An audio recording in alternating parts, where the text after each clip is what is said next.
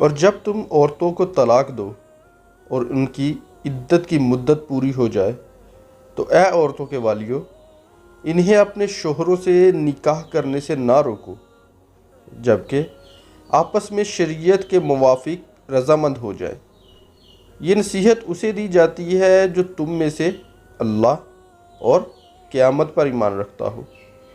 یہ تمہارے لیے زیادہ ستھرا اور پاکیزہ کام ہے، اور اللہ جانتا ہے اور تم نہیں جانتے۔ اور مائیں اپنے بچوں کو پورے 2 سال دودھ پلائیں۔ یہ حکم اس کے لیے ہے جو دودھ پلانے کی مدت پوری کرنا چاہے، اور بچے کے باپ پر رواج کے مطابق عورتوں کے کھانے اور پہننے کی ذمہ داری ہے۔ کسی جان پر اتنا ہی بوجھ رکھا جائے گا جتنی اس کی طاقت ہو۔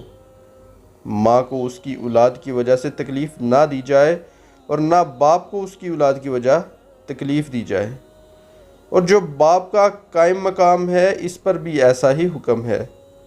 پھر اگر ماں باپ دونوں آپس کی رضامندی اور مشورے سے دودھ چھڑانا چاہیں تو ان پر گناہ نہیں، اور اگر تم چاہو کہ دوسری عورتوں سے اپنے بچوں کو دودھ پلواؤ تو بھی تم پر کوئی مضائقہ نہیں، جبکہ جو معاوضہ دینا تم نے مقرر کیا ہو وہ بلائی کے ساتھ ادا کر دو، اور اللہ سے ڈرتے رہو، اور جان رکھو کہ اللہ تمہارے کام دیکھ رہا ہے۔